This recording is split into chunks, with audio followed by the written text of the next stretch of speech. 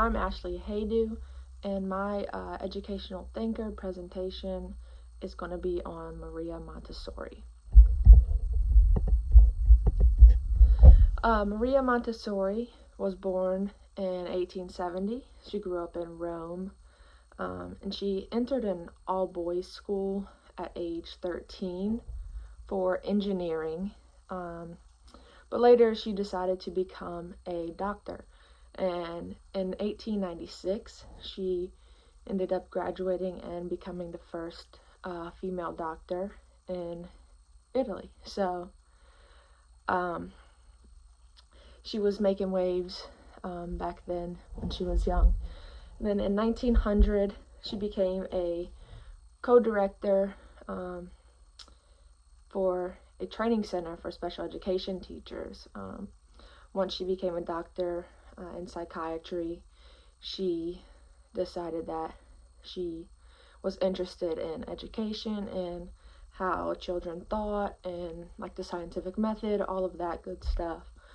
So she, in 1900, she had an opportunity and she became a co-director to train special education teachers. And she observed, the teachers as well as the students there. And she opened a daycare 7 years later. I think probably one of the first full day care centers. And she found out that children liked puzzles. They liked, daily living tasks like cooking, doing clothes, all kinds of interactive stuff. So using that experience from her daycare, she designed teaching materials and started a student-focused or a learner-focused school. And by 1910, they were across Europe. She had multiple schools that they adopted her teaching style across Europe. In 1911, the first U.S. Montessori school was established in New York. Some of her educational ideas, one of the main ones was that, children learn at different paces and they go through multiple stages. For instance, let's say like a 2-year-old compared to another 2-year-old. Like one of those 2-year-olds may be a little bit higher and the other one may be a little bit lower. So she felt the need to foster self-construction and intrinsic motivation, which is the second educational idea. Because, children want to learn, they want to do stuff for themselves. So she wanted to foster that. Her third educational idea that I am going to talk about was that teachers are not there to teach per se, but they're there to guide. They're there to guide the student, make sure they don't need any assistance, but basically just to make sure they have a safe learning space to learn on their own and figure out what they want to do. She has some educational impacts. Student-centered classrooms was probably one of the biggest and the most influential. So in a general traditional classroom, the teacher's up walking around, teaching, just lecturing, stuff like that. And the students are sitting at their desk, maybe copying notes, pretty much just, listening and not doing much hands-on stuff. So she wanted a student-centered classroom where the student could choose what they wanted to learn, when they wanted to learn. And then she also introduced mixed-aged classrooms. We do have, in grade levels, we have a different age ranges, but her mixed-age classrooms were 3-year ranges where the younger students could learn from the older students, and the older students would be role models and even help teach the younger students. So they benefited from each other in the mixed age classrooms.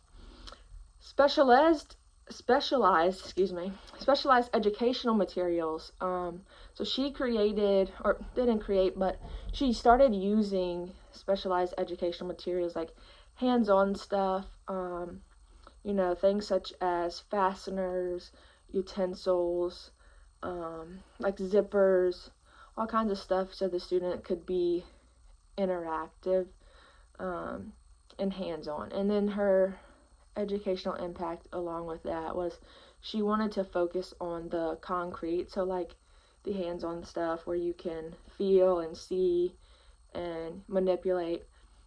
So she wanted to go from that to the abstract. In traditional, it's more abstract to concrete. She wanted to get the hands-on stuff first, and then the children would make inferences and make connections to the abstract and the meaning behind all of that. So, yeah.